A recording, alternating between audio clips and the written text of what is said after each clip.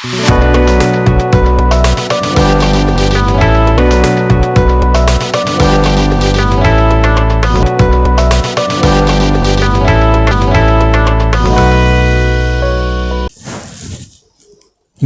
दोस्तों, आप देख रहे हैं संजीव वर्मा राइजिंग सन। मैं हूं संजीव वर्मा, फिर लेकर आया हूं बहुत ही महत्वपूर्ण ज्वलंत इशू पर बहुत काम की इंफॉर्मेशन। दोस्तों, एक बार फिर दुनिया पर मंदी के बादल मंडरा रहे हैं। 2008 में मंदी के कारण न जाने कितनी नौकरियां गई थी, न जाने कितनी कंपनियां बंद हुई थी, न जाने कितने लोगों को रोजगार से हाथ धोना पड़ा था। अभी उस बर्बादी की आग ठंडी भी नहीं पड़ी थी, धुआं उठ ही रहा था कि आग ठंडी होने का इंतजार हो रहा था। बीच बीच में कई कई चुनौतियां आती गई, कई कई चैलेंजेस आते गए। कभी कोरोना हो, कभी डिमोनेटाइजेशन हो। इंडिया में डिमोनेटाइजेशन का भी एक असर रहा और एक विशाल संकट फिर दुनिया पर खड़ा हो गया है, वो भी एक बैंकिंग की वजह से। 2008 का संकट जो था वो लेमन ब्रदर बैंक के बैंकरप्सी की वजह से हुआ था। तो अब सिलिकॉन वैली बैंक की बैंकरप्सी की खबर आ गई है 2023 में। यह खबर दुनिया को संकट में डाल सकती है। आइए जानते हैं पूरा मामला क्या है।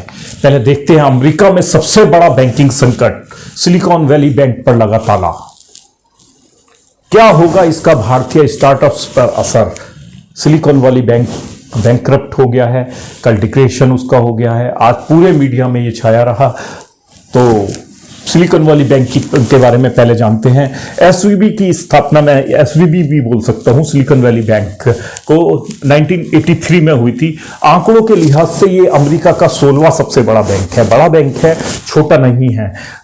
लेमन ब्रदर जहां सबसे बड़ा हुआ करता था, जो बैंकरप्ट हुआ था, उसके बाद अगर ये भी गिरता है, क्योंकि दुनिया पर मंदी की आहट पहले से ही थी, लेकिन ऐसे में एक संकट और आ जाता है तो उसको बल मिलता है और पूरा जो कंट्रीज हैं वो एक रिसेशन की तरफ बढ़ जाती हैं। एसवीबी मुख्य रूप से सिलिकॉन वैली स्थित स्टार्टअप्स को निवेश करता है। हमारे भी बहुत 21 से ज्यादा स्टार्टअप्स हैं को एसवीबी ने इन्वेस्ट कर रखा है और 2500 से ज्यादा स्टार्टअप्स के साथ एसोसिएटेड है।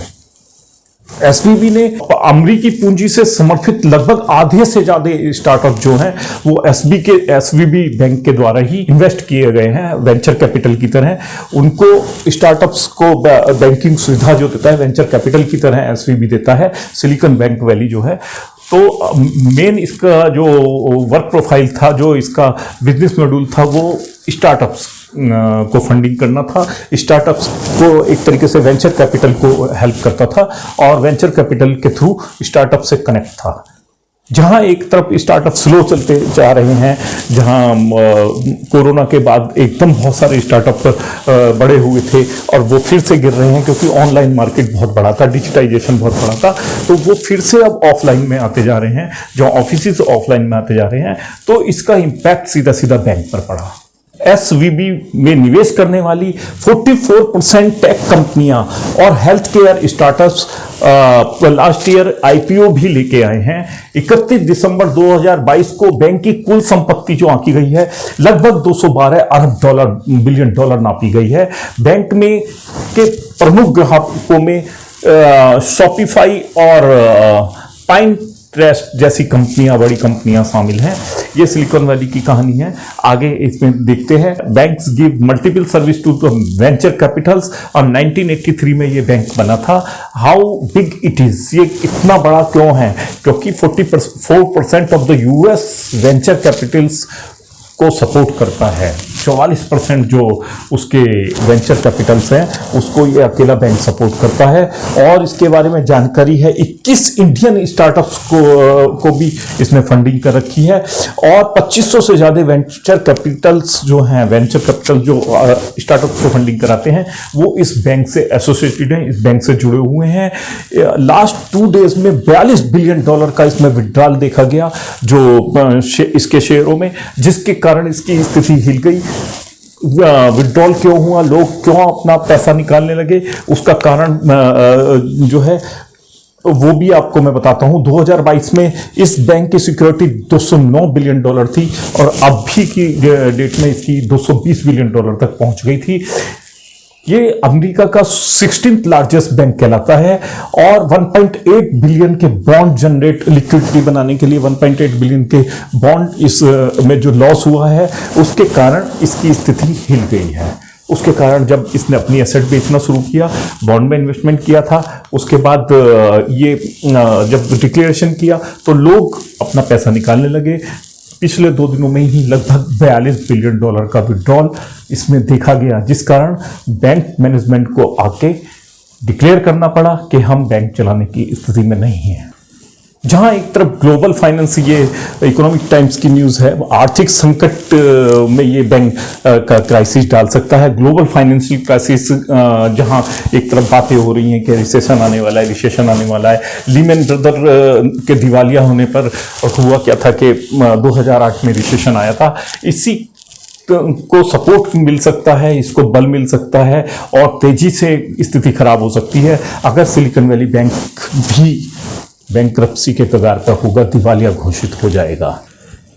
इसका शेयर पिछले 2 दिनों में एक ही दिन में लगभग 60% के करीब इसका शेयर गिरा है, जिसके कारण ये बैंक की स्थिति हिल गई, लिक्विडिटी की प्रॉब्लम आ गई। आइए जानते हैं पूरा मामला क्या है। अमेरिकी रेगुलेटर्स ने फ्राइडे को एसवीबी बैंक बंद करने की डिक्लेरेशन की है।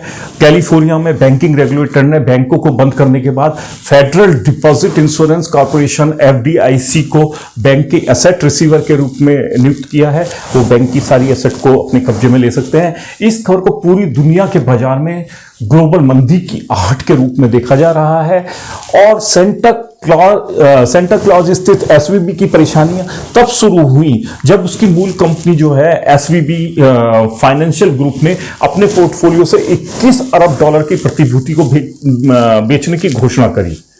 कंपनी ने कहा कि उसकी वित्तीय स्थिति को मजबूत करने के लिए 2.25 अरब डॉलर के शेयर की बिक्री की जा रही है। तो उससे क्या हुआ, अफरा तफरी का माहौल हो गया और सब लोग अपना पैसा निकालने के लिए दौड़ पड़े। तो एक साथ 60% अगर पैसा निकल गया तो स्थिति बैंक की खराब हो ही जाएगी। इसका एक कारण यह भी रहा कि स्टार्टअप में व्यापक मंदी के कारण बैंक में उच्च जमा निकासी, यानी कि बैंक में जो एक साथ मंदी है स्टार्टअप्स में, तो सब अपना पैसा निकालने लगे, जिसके कारण यह कदम इनको उठाना पड़ा। और अमेरिकी रेगुलेटर्स ने, कैलिफोर्निया में स्थित बैंकिंग रेगुलेटर्स जो थे, उन्होंने इसको बंद करने का डिसीजन लिया। एक कारण फेडरल बैंक के द्वारा बढ़ाई गई इंटरेस्ट रेट जो थी वो भी इसमें एक ताबूत में कील का काम किया। बैंक रेट बढ़ने के बाद इसके जो ब्याज से मिलने वाली आमदनी थी वो कम हो गई, लोगों ने पैसा कम जमा करना शुरू कर दिया, निकालना शुरू कर दिया, विड्रॉल कर लिया, जिसके कारण ब्याज से मिलने वाली आमदनी भी इस बैंक को, जो इनकम थी इसकी ब्याज से, वो कम हो गई थी। उस कारण कंपनी डगमगाने लगी और ये खतरे में, दिन पे दिन खतरे में पड़ती चली जा रही थी। ब्याज दरें बढ़ने से एसवीबी बैंक का गणित गड़बड़ हो गया। तो ब्याज दर बढ़ने से एसवीबी बैंक का जो ब्याज से इनकम थी वो गड़बड़ हो गई, पूरा मामला हिल गया और लोगों में पैसा निकालने की एक होड़ सी लग गई, जिस कारण एसवीबी को ताला लगाना पड़ा। ये कुछ इंसिडेंट्स हैं जो इकोनॉमिक टाइम्स से लिया गया है। 2022 में एसवीबी ने लो इंटरेस्ट रेट के कारण 91.3 बिलियन डॉलर जो है बॉन्ड में इन्वेस्ट कर दिया, जहां से उसे लॉस 1.8 बिलियन डॉलर का लॉस झेलना पड़ा। और इन सभी के चलते हुए लास्ट वेडनेसडे को एसवीबी ने डिक्लेयर किया कि उसने 21 बिलियन डॉलर वर्थ के अपने बॉन्ड एसेट जो है वो 1.8 बिलियन डॉलर लॉस में सेल कर दिए हैं। उसका नेगेटिव इम्पैक्ट जितने भी इन्वेस्टर थे उन पे पड़ा और सब अपना पैसा निकालने के लिए दौड़ पड़े और 60 बिलियन डॉलर के करीब 60% जो है 42 बिलियन डॉलर के करीब उनका पैसा एक ही दिन में निकाल लिया गया। तो जिसके कारण बैंक की स्थिति हिल गई और उन्होंने ये बंदी का डिक्लेरेशन कर दिया है। 2022 में फेडरल बैंक ने जब अपना इंटरेस्ट रेट बढ़ाया तो इसने वेंचर कैपिटल कंपनियां जो थी, वेंचर कैपिटलिस्ट जो थे, उनको स्मॉल अमाउंट में पेमेंट करना शुरू कर दिया, बड़े चेक काटना बंद कर दिया। तो इससे भी एक नेगेटिविटी फैली, इसका इम्पैक्ट आया। इसके अलावा जो डिपॉजिट स्टार्टअप से आती थी वो भी डेक्लाइन हो रही थी, क्योंकि पेमेंट पे कहीं ना कहीं क्वेश्चन उठ रहा था। तो उस डेक्लाइन की वजह से इसको अपनी जो सिक्योरिटीज है वो लॉस में बेचना पड़ा। 21 बिलियन डॉलर की इसने सिक्योरिटी जो है वो 1.8 बिलियन डॉलर के लॉस में बेची। ये एक मार्केट में नेगेटिव इंपैक्ट इसका गया। और इसके अलावा 2.25 बिलियन डॉलर के जो शेयर्स हैं ये भी सेल किए गए।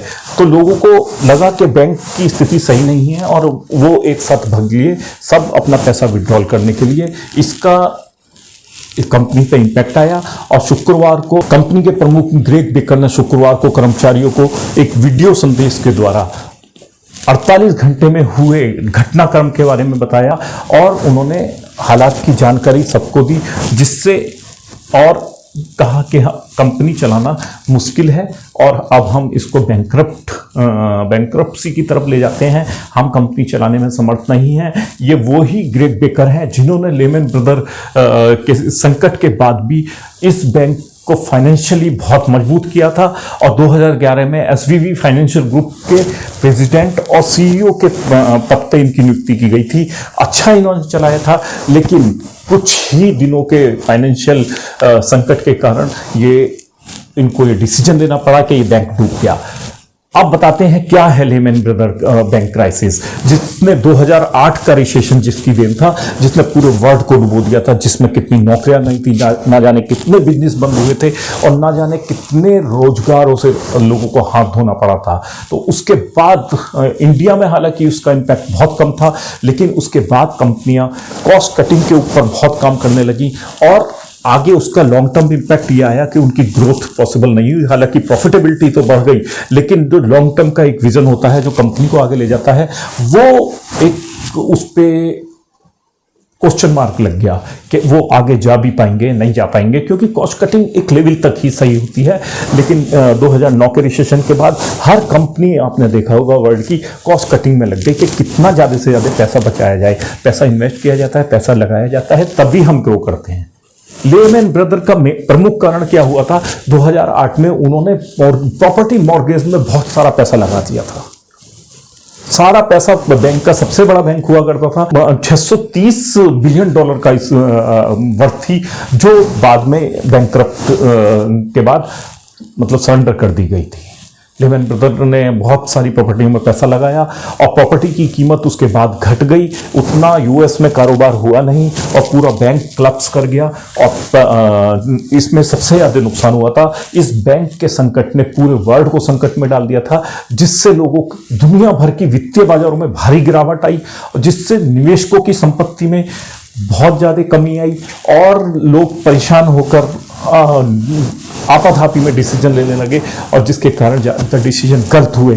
मेन कारण क्या था इसका, लेमन ब्रदर का बैंकरप्सी का, वो एक तो मॉर्गेज बहुत बड़े लेवल पे कर दिया था प्रॉपर्टी में मॉर्गेज, तो और उसके बाद प्रॉपर्टी की कीमत गिर गई थी, जिससे बैंक की स्थिति खराब हो गई। लोगों ने इंस्टॉलमेंट ईएमआई देना बंद कर दिया और वो प्रॉपर्टी अगर जब्त भी कर ली गई तो उससे वसूली नहीं कर पाए।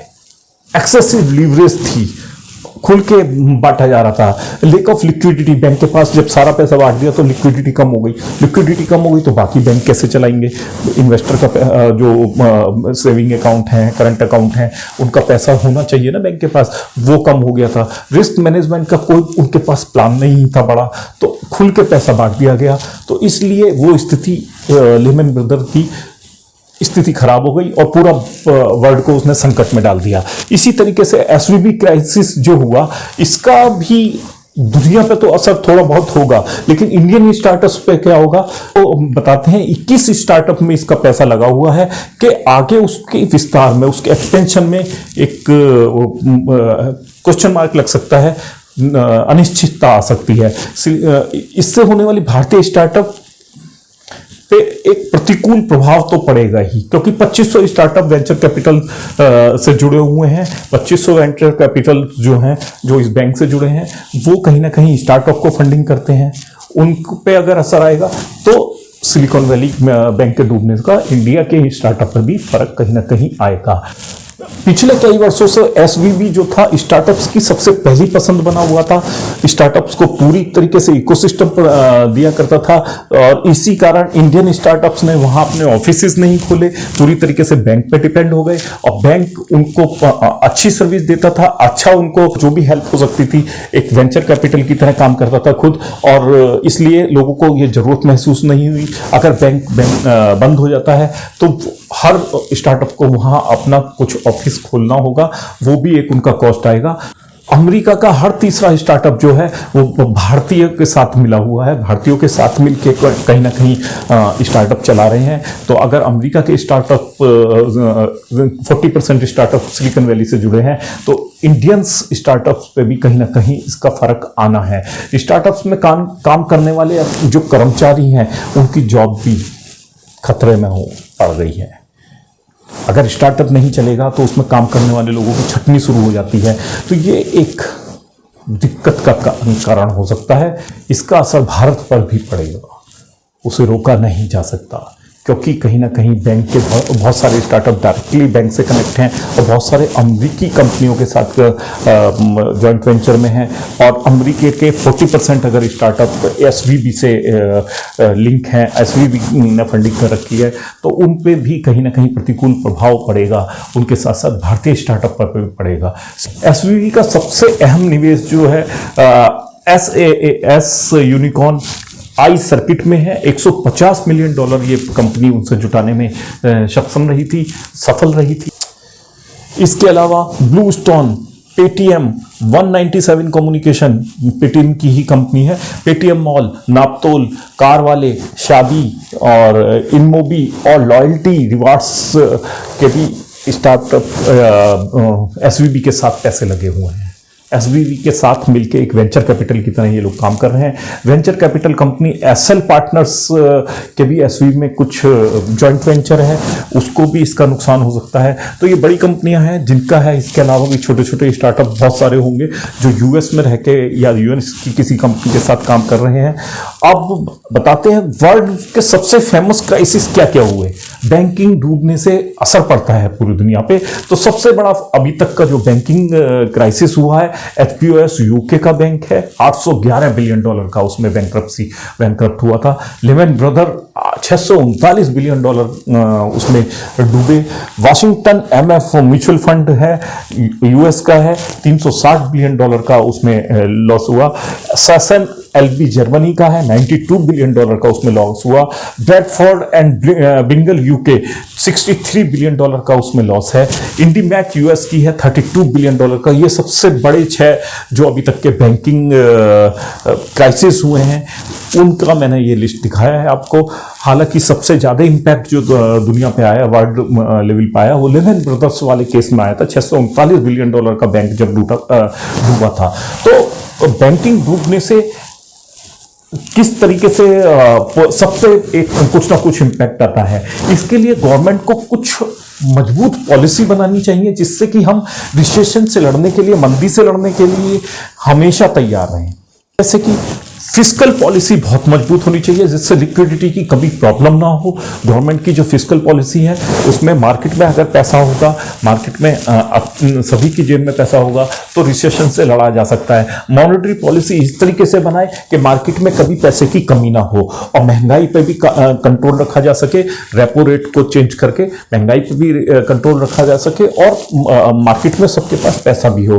क्वांटिटेटिव भी ईजिंग, मतलब दूसरे क्वांटिटेटिव ईजिंग, मतलब हर किसी के पास इतना पैसा तो हो वो अपनी लाइफ को आसानी से जी सके, जॉब ना जाए, मार्केट चलता रहे और लोगों की खरीदारी की पावर जो है वो बनी रहे। तो मंदी हमेशा नुकसान भी देती है, तो स्ट्रक्चरल रिफॉर्म एक तरीके से कर सकती है गवर्नमेंट। बेल आउट पैकेज दे के भी दिए जाते हैं, कई गवर्नमेंट देती हैं। जब दिखता है कि रोजगार चले जाएंगे या बहुत बड़ी बड़ी कंपनियां बंद हो जाएंगी तो गवर्नमेंट बेल आउट भी करती है। तो ये सारे जो स्टेप्स हैं ये इफेक्टिवली गवर्नमेंट को उठाने चाहिए, पहले से ही इस पे प्लानिंग होनी चाहिए। और सेंट्रल बैंक हर कंट्री का जो है इसमें उसको अलर्ट होना चाहिए इस तरीके के क्राइसिस जो टाइम टू टाइम आते रहते हैं उनसे फाइट करने के लिए। एक मजबूत fiscal policy, monetary policy, quantitative easing policy और बेल आउट पैकेज और स्ट्रक्चरल रिफॉर्म करने के लिए एक फंडिंग उनके पास होनी चाहिए कि स्ट्रक्चरल रिफॉर्म क्या हुआ कि इंफ्रास्ट्रक्चर डेवलप कर दिया, स्कूल्स बना दिए, हाईवे बना दिए, तो एक तो जॉब मार्केट हो गया, पैसा मार्केट में रहा। इंडिया में सबसे बड़ा अपॉर्चुनिटी क्या है, इंडिया में सबसे बड़ी जो अच्छी बात है, यहाँ के जो त्योहार हैं और यहाँ की जो शादियाँ हैं वो हमेशा मार्केट में पैसे का फ्लो बनाए रखती हैं, जिसके कारण रिसेशन से लड़ने में हमें बहुत मदद मिलती है। तो दोस्तों, इस तरीके के बैंकिंग जो क्राइसिस होते हैं वो डायरेक्टली हमारी लाइफ को इम्पैक्ट करते हैं, क्योंकि जॉब जाती हैं, बिजनेस बंद होते हैं या पैसे की कमी हो जाती है। तो ऐसी स्थिति के लिए मेरा आपको सुझाव है कि आप भी पैसे को रोक के चलें, जिससे कि आपकी जेब में हमेशा पैसा हो। आपका एक इन्वेस्टमेंट होना चाहिए, आपके पास एक लिक्विडिटी बनी होनी चाहिए। उसके लिए बहुत सारे इन्वेस्टमेंट पे मेरे वीडियो हैं, वो आप देख सकते हैं। एक दो मैं आई बटन में भी डाल दूंगा। तो दोस्तों, वीडियो अगर पसंद आई हो तो लाइक और शेयर कीजिए और रेड बटन दबाना मत भूलिए। सब्सक्राइब एक बार कर देंगे तो आपकी जेब से कुछ नहीं जाता, लेकिन हमें मोटिवेशन मिलता है। तो हम और अच्छी अच्छी वीडियो जो आपको फ़ायदा दे सकती हैं, आपका कैरियर बना सकती हैं, आपका इन्वेस्टमेंट मजबूत कर सकती हैं, नए नए रास्ते आपको बता सकती हैं इन्वेस्टमेंट के, उनकी इंफॉर्मेशन आप तक पहुंचाने में हमें मज़ा आता है और हमें अच्छा लगता है। अगर आप पहली बार इस वीडियो पे आए हैं तो एक बार वो रेड बटन दबा दीजिए, जिससे कि आप हमेशा हमसे जुड़े रहें और अच्छी अच्छी इन्फॉर्मेशन पाते रहें। जय हिंद।